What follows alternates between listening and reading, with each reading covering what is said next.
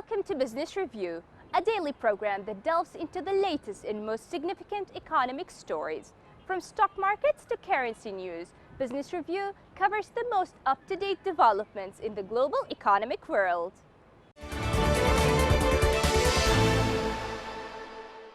French Finance Minister Bruno Le Maire said France and the United States agreed how to press ahead with a global rewrite of cross-border tax rules for the digital era.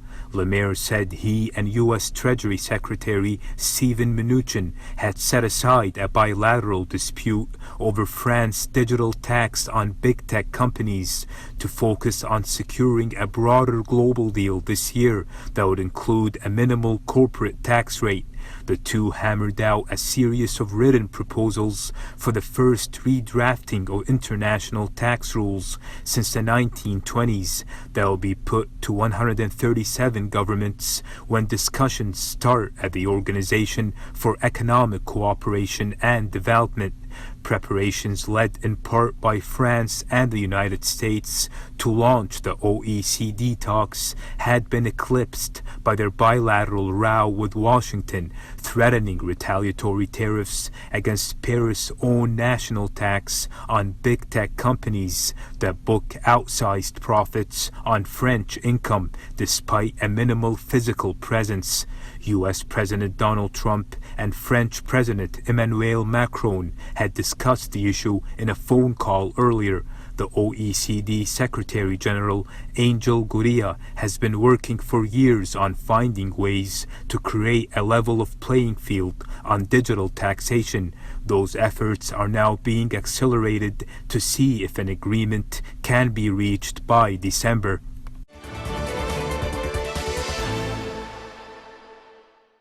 Venezuelan opposition leader Juan Guaido urged business leaders not to neglect Venezuela during its speech at the World Economic Forum in Davos.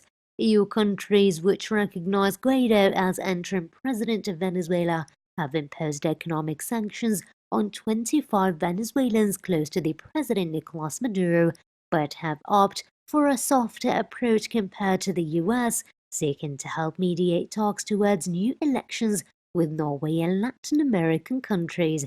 Guaido appealed to EU governments to prohibit the trade of Venezuelan gold, a source of income for Maduro as oil production collapses, saying it was blood gold financing oppression, defying a travel ban to seek support in Europe for new elections in his country. Guaido met British Prime Minister Boris Johnson before travelling to Davos to attend the World Economic Forum.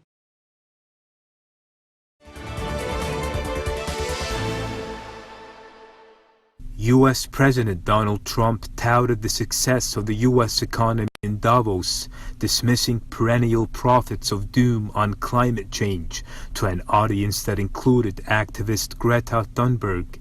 Trump largely shied away from environmental issues, which are top of the agenda at the gathering in a Swiss ski resort of business leaders for the annual meeting of the World Economic Forum. Trump did not refer to teenage Swedish activist Thunberg, who responded to his speech by referring to empty words and promises from world leaders. Trump, who was greeted upon arrival with a huge banner calling for climate action, said the U.S. would join an initiative to plant 1 trillion trees, but spent several minutes of his speech hailing the economic importance of the oil and gas industries. In a wide-ranging address pitched to appeal to the Davos crowd, he said the U.S. was on far better economic standing than he had imagined when he took office 3 years ago. Trump also praised Washington's relations with China, having recently signed a trade deal. It was the second time Trump has taken the stage at the WEF meeting, too, in a wide-ranging address pitched to appeal to the Davos crowd, touting the achievements of his administration despite his unorthodox approach. Trump picked up on some of the themes he voiced in 2018.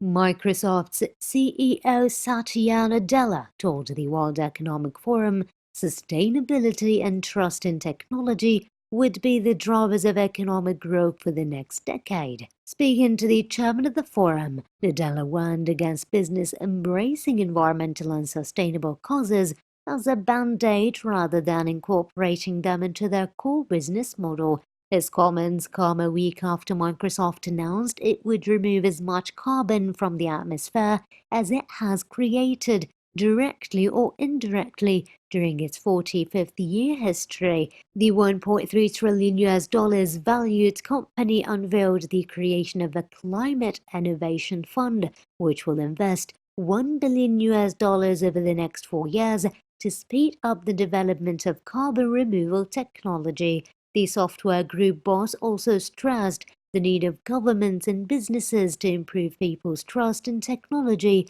by establishing principles on AI ethics, cybersecurity, and data privacy.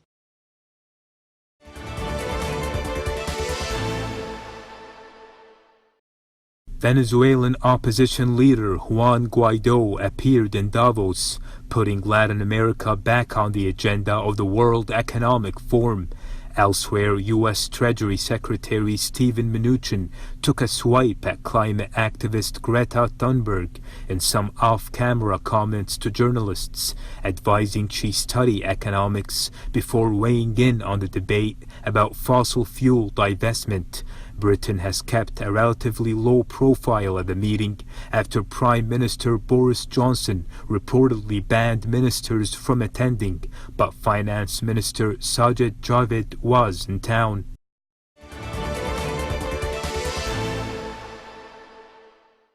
Cleanup and rebuilding efforts were underway in areas hit by recent bushfires as some businesses hoped to get back on their feet. Kurt Menzel has been running a successful wedding venue business for more than 12 years until bushfires wiped out his property, the Kangaroo Valley Bush Retreat, that consisted of a function hall, rock cathedral, lookout deck and lodging. Menzel said the retreat, located in Kangaroo Valley, a popular travel destination for urbanities in Sydney and Canberra, is fully booked for 120 weddings in the next 18 months, with the help of an insurance company and local authorities. Menzel started the rebuilding process just 2 weeks after the deadly fires. Soaring temperatures are set to stoke simmering bushfires in Australia's southeast following a few days of reprieve. Since September, hundreds of wildfires in Australia have killed 29 people as well as estimated 1 billion native animals, while incinerating 2,500 homes and a total area of bushland 1/3 the size of Germany.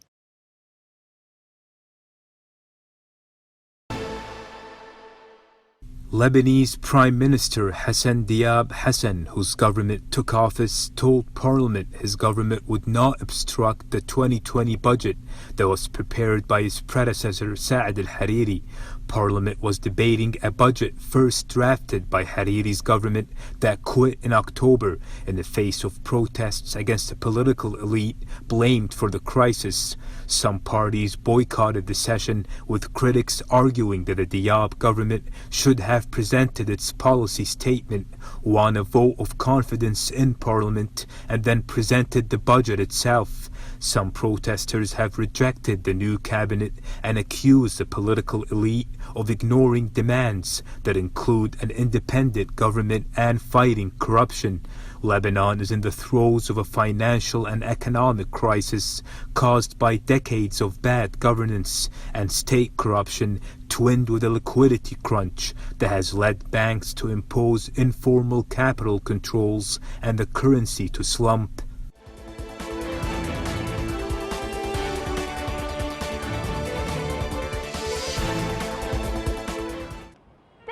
Business Review, your daily source for the most critical stories in the financial world. Tune in next time for the latest financial news impacting the world economy.